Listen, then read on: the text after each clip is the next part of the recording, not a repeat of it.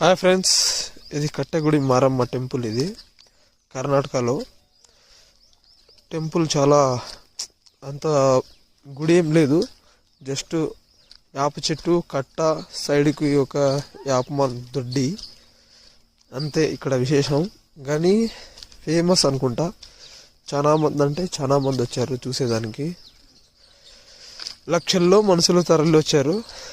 దేవుడు ఊరేగింపు, ఆటలు, పొట్టెళ్ళు చూడడానికైతే ఒక రోజు సరిపోదు. సంవత్సరానికి వచ్చేసి 5 రోజులు మాత్రమే ఇక్కడ, 5 మంగళవారాలు మాత్రమే జరుగుతుంది. అది జనవరిలో మాత్రమే. చాలా బ్యూటిఫుల్గా ఉంది ప్రతి ఒక్క లొకేషన్. ఇక్కడ చెట్టు మధ్యలో నుంచి కొండ పుట్ట ఏం లేకుండా రాళ్ళ మధ్యలోంచి నీళ్ళు ఊరుతున్నాయి. చూడడానికైతే చాలా బ్యూటిఫుల్ ఏరియా ఇది.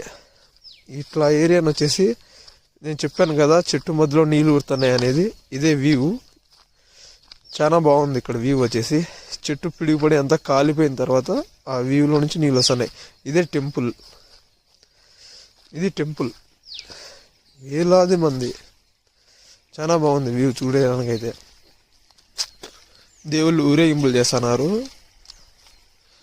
18 మంది దేవతలు అంతా మరెమ్మలే, కాకపోతే ఒక్కొక్క లొకేషన్ ఒక్కొక్క ఊరు నుంచి వచ్చిన దేవతలు వీళ్ళు.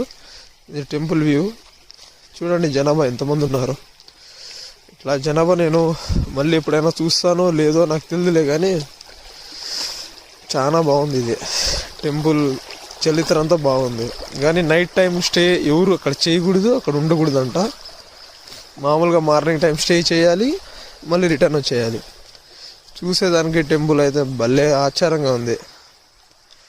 లేడీస్ జీవ సమాధి అయిన ప్లేస్ ఇది. టెంపుల్లో తప్పిపోయి అక్కడే జీవ సమాధి చేసినారు దేవతలు. భలే ఉంది. మీరు కానీ ఒకసారి చూసి విజిట్ చేయండి friends. Like and subscribe please.